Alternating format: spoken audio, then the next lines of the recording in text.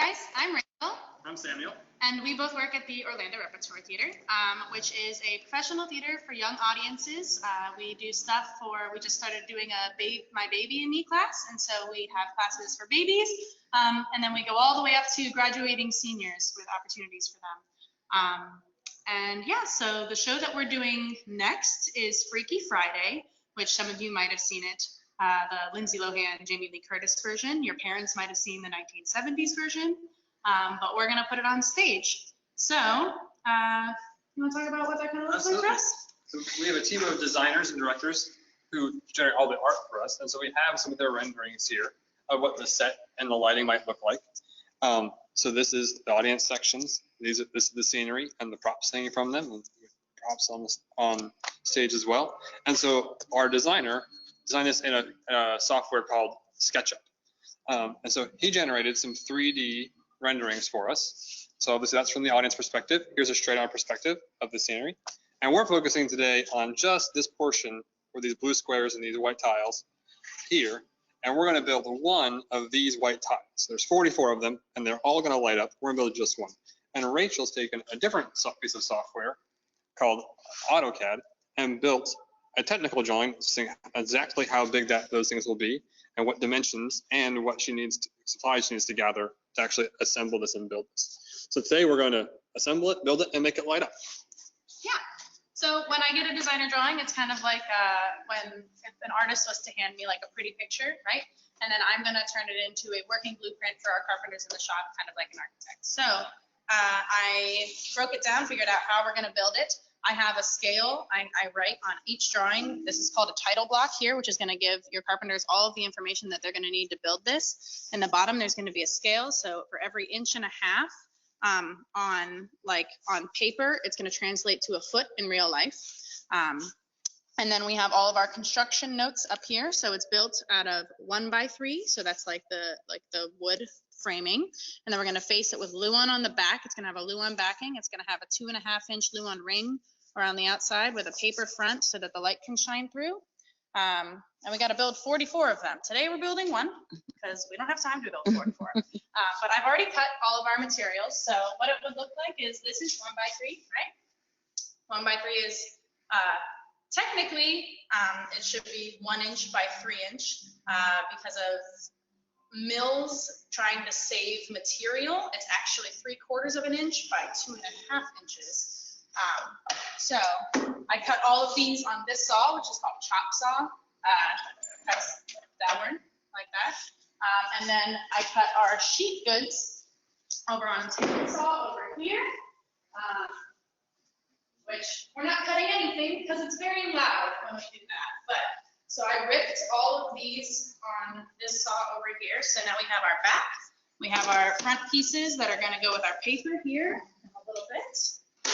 And then we've got our side. So while we're building this, we've got stiles and rails for a flat. I drilled a hole in one of these because that is where the LED tape, which Samuel's going to show you later, it needs to have a way to come out of the box. So when building this, obviously we're building a 2-foot by 2-foot box. So all 4 of your pieces can't be 2 feet long. Otherwise it would not actually work out for your overall. So we've got 2 pieces that are 2 feet long and 2 pieces that are 1 foot 10.5 inches, because 3/4 inch plus 3/4 inch, 1.5 inches minus 2 feet, or 2 feet minus 1.5 inches is 1 foot 10.5 inches. So to attach this, we're going to use a pneumatic staple gun, which means it's powered by air.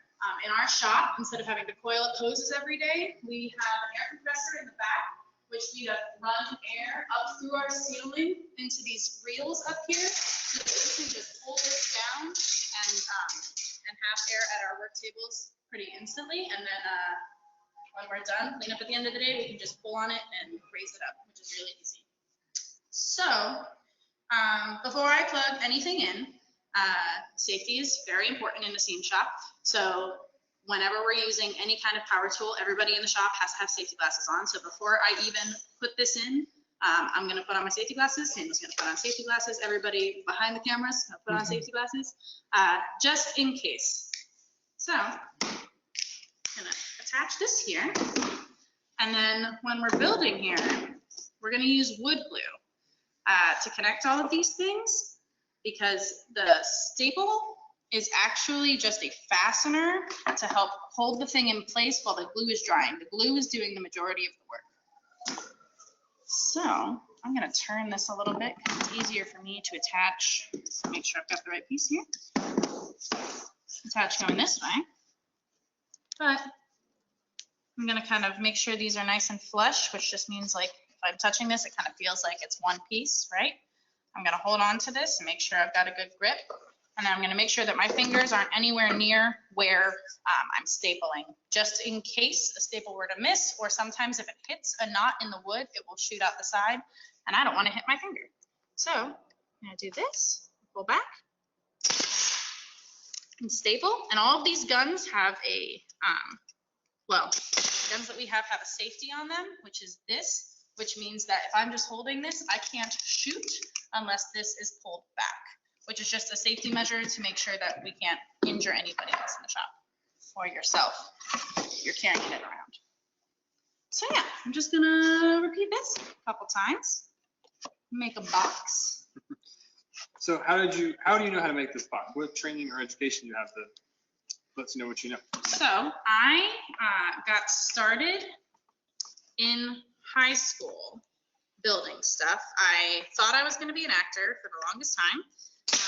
Went into high school, and in order for us to have sets, the director of our high school said, if you want a set, you guys are going to build it yourselves. So over the weekends, we came in, had work sessions. It was me and 5 other girls most of my time in high school building these sets. And that's when I kind of realized that I liked acting, but that it kind of felt a little more stable to me to do a career like this. And if I wanted to get out of theater for any reason, I had an opportunity to do a bunch of different things. Having skills in math and carpentry, I could like kind of transfer to anything, or I could do engineering or something else. So I went south in Ohio. I'm from Ohio. And I went to Wright State University in Dayton, Ohio, where I got a BFA in theater design and technology.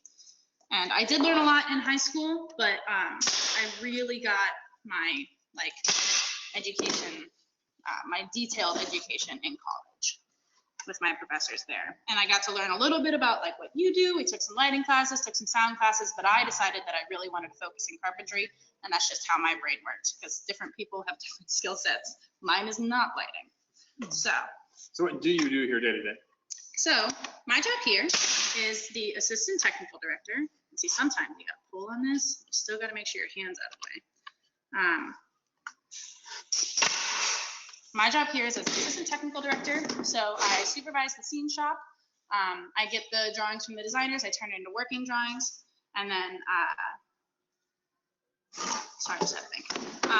And then I will also make sure that nobody's getting hurt out here, and all the carpenters understand what we're building, like what the drawings are. So you're the person that will make sure that the picture actually is buildable and full scale. Correct. And then sometimes if we don't have enough carpenters, then I'm also doing that. All right. So, I have a question for you. Because you're a better carpenter than I am. What if my 1x3 box isn't a square? I look like diamonds here. yes. So when you have a box that doesn't have any facing on it, it has the potential to kind of like shift, right? Nothing's holding it in place, which is why we're putting this luan on the front to kind of pull it square. So when you're cutting, hopefully you're cutting on something like a saw, and you're making sure everything is lined up right so that you can make sure that this is actually a square box. And then I'm going to pull this frame to this piece of luan, which I might need your help here to do that. Oh, I actually did the wrong thing. So we're still going to use a staple gun, but we're going to switch out the type of staples that we're using. So I was using 1.5" staples for the frame because it's 3/4. I'm going through 3/4 of an inch of material and still want to connect into something. Now I've got 3/4 inch staples because I'm only going through 1/4 of an inch of material into the frame here. So we're going to get this going here. And I want to staple. I want to make sure my staples are going. This is called the grain of the wood, right? Where you see the lines in the wood. if the grain's going this way, I want the head of my staple to kind of be running the opposite direction to help make sure it's really grabbing on there. So I'm going to do a couple of staples in this corner, and then I'm going to follow it down one side, making sure it's nice and flush.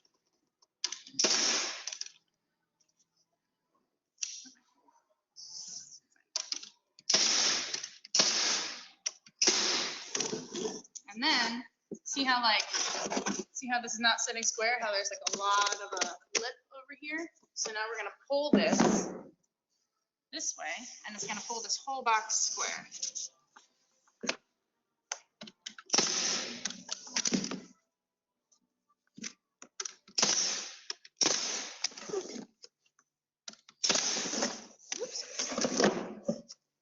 All right, and then in theory, the rest of it kind of is pretty close. Awesome. We did our job. Last round. Sometimes this sticks out a little bit, right? And so what I'm going to do is actually, Sandal, if you can just kind of push on this. So we're going to push this board in. It's kind of cupping right now. We're going to push it in to make it straight.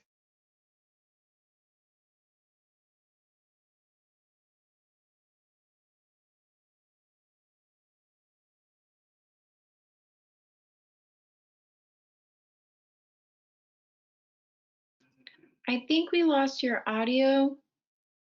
Can you still hear me? Hey, Jennifer. I work with a lighting designer, and I make sure the lights can actually be what they want them to be.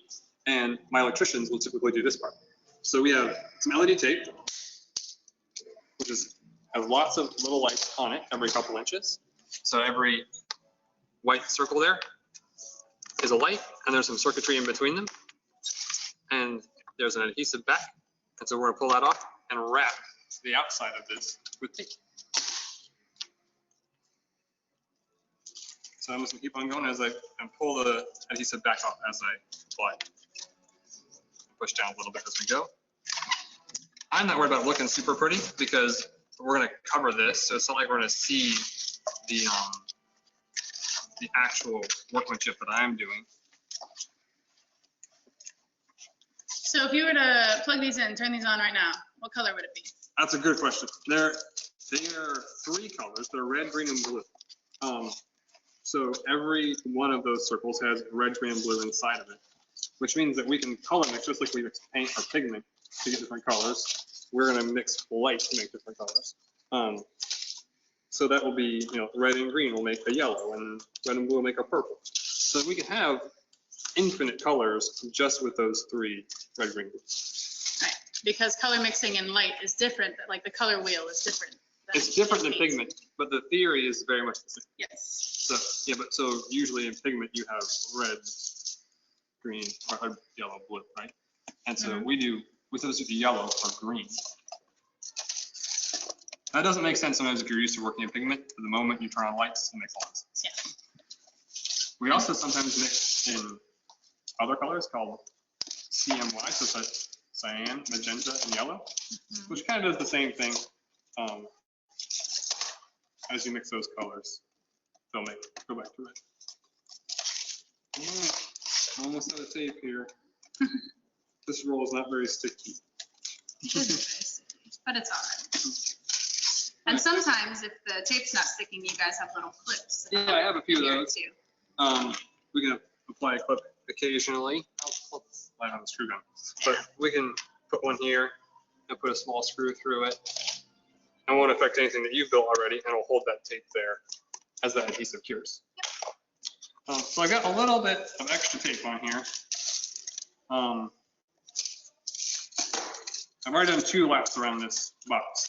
So I'm going to cut this off. And what's pretty cool is I can cut not everywhere I want, but every 4 inches there's some bands of gold with a piece of scissor on them. And I can actually cut anywhere there that I want.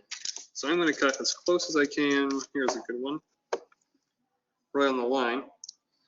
And what happens is the circuit actually repeats every 4 inches. So if I don't cut it on that 4-inch marker, I'm going to break the circuit, and it will not light up, at least not well. So But they give you the option every 4 inches that you can fix it through.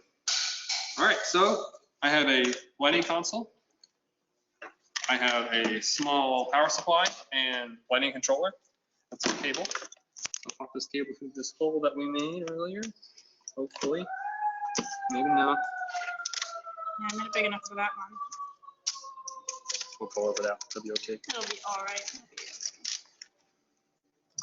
All right, plug it in. And now, since the next step is to close this box up, I definitely want to test it and make sure this works the way I think it's going to work. So I've got red, I've got green, I've got blue.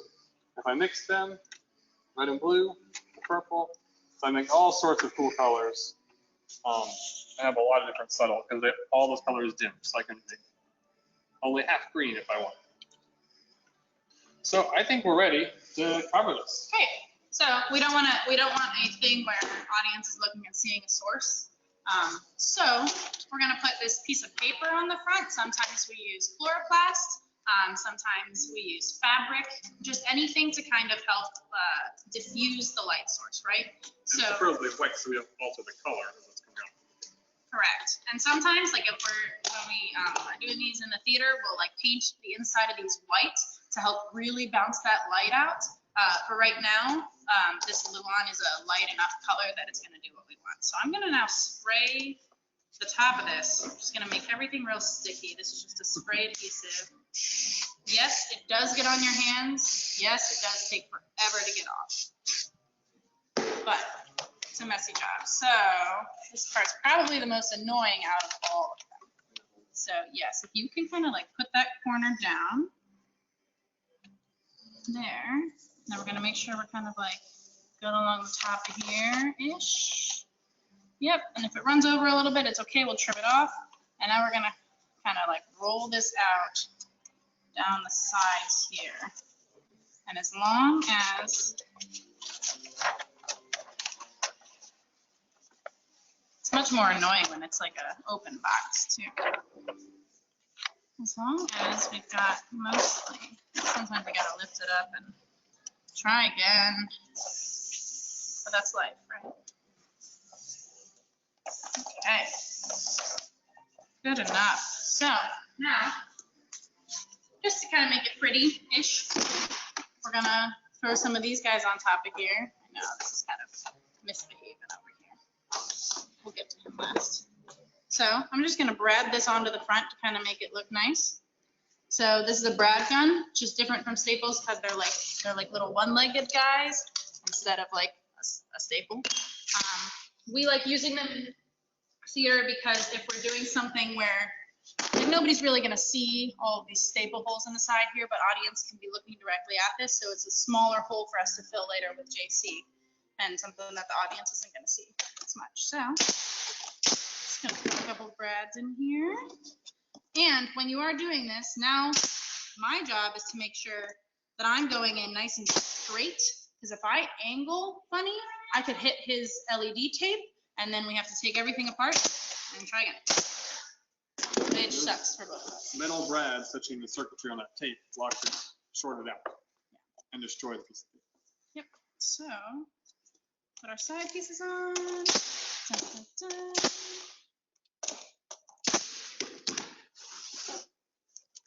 Silly paper.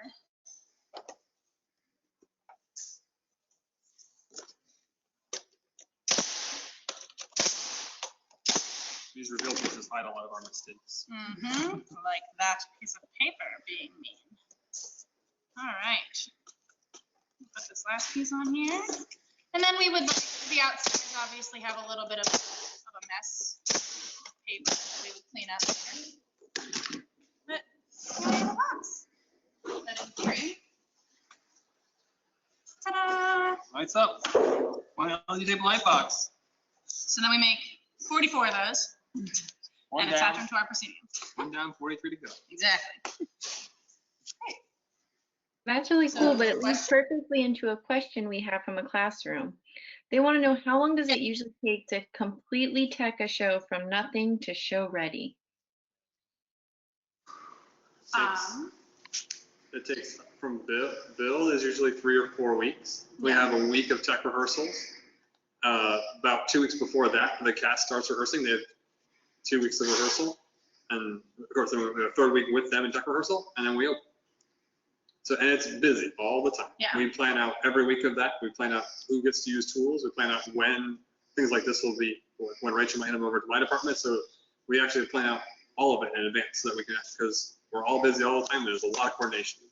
And that's kind of just from production side, right? So that's production schedule. Months in advance, our artistic director is picking the show and then finding designers and figuring out how all of this is going to work. Our production manager schedules all of the meetings that have to happen because we have to have the concept meeting where we talk about, because you can do Freaky Friday, I mean, a million times, and it can be different every time. So we talk about what we want our show to be and the concepts in that. And then we have a couple meetings where designers will design something and we all go, yes, we love that. Or actually, we kind of wanted it to go in this direction, where they go back and redraw. Once we kind of all have something artistically that we like, we go into a budget meeting where we figure out, we take the designer drawings and we say, okay, we look at it, we go, this is how much this is going to cost to build at this moment. And if we're under the budget that the theater has, awesome, we can go ahead and do it. Most of the time, we are way over budget, so then we have to cut back and find ways that we can build something cheaper or find ways that we can save money in places so that we can not compromise the artistic integrity of the show, but still produce something really cool for the budget that we have. Yep, and not just scenic and lights do that. Sound does that, costumes does that same process, props do the same process. We all have the same process, we're just working in different materials. Yeah, and so then we have to work together to figure out how we're gonna meet that big picture number. And we all cross over a lot with lights and costumes and props and scenery, and they all cross over. Right, so like when we're looking at these light boxes, when this designer designed these light boxes, in that budget meeting, like scenic and lighting had to talk about, okay, well, this is how much it's gonna cost for scenic to build this, and this is how much it's gonna cost for lighting to add their stuff to it. And a whole conversation of what's it actually built out of? How can we even attach the LED tape to the lumber? What's the construction of it? Correct, yeah. Good question. Any other questions? Yeah, so there's one more follow-up to that. What does your schedule typically look like? Does it get changed when it gets closer to the show? Does it change during show time? How does that work out? Yeah, so we're fortunate enough to, like, I am the assistant technical director here. There is a technical director who is my supervisor. And so when we're building the shows and kind of prior to that, our schedule is pretty typical. We work Monday through Friday. Scene shop works different hours than the other departments. We work 7:30 to 3:30, kind of because we like being in the space before other people. We've got a show happening right on the other side of, there's a door behind here, and like we are backstage essentially of a theater. And so if we're using loud tools, we don't want that to disrupt the show, so we come in early to do that. Once we get closer to showtime, we kind of have to, I will come in the morning with the carpenters and we will do show notes. So I'm still doing my normal schedule in the morning building, but then tech starts, sometimes it's at 11, sometimes it's at 1, but it usually goes into the evening. So then the technical director, he will come in during the evening time and supervise that and make sure that there's somebody here so that if something breaks or somebody has questions about something, he's there to help assist with that and take notes on the show. We make use of every available daylight hour, they call that. Yeah. So we're actually running in shifts. And pretty much every department has a very similar structure to that too. It's in the morning, during tech, in the morning, we're doing notes that came over from the day before, and after an evening, we're rehearsing the actual show on stage. Yeah, and that's for a week, 2 weeks in tech, and then the rest of the time we all kind of have normal schedules. But we do have 2 different theaters here, and so tech week happens quite a bit. But and we were fortunate because we can leapfrog between those theaters. So the show you might even hear behind us opened just 3 days ago, and we immediately started building Freaky Friday. So we didn't waste any time. We didn't take a day off. We don't have time to do that. We plunged it. Yep, exactly.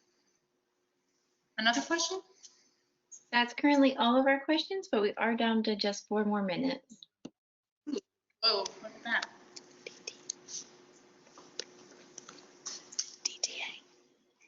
Oh, yeah.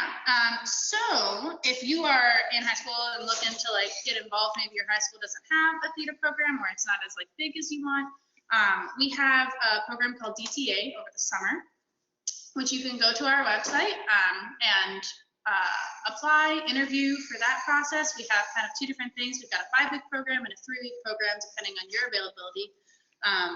But you can come in and kind of learn how to do some of this stuff, and then usually like tech a show, so you get to be backstage and learn how all of that works.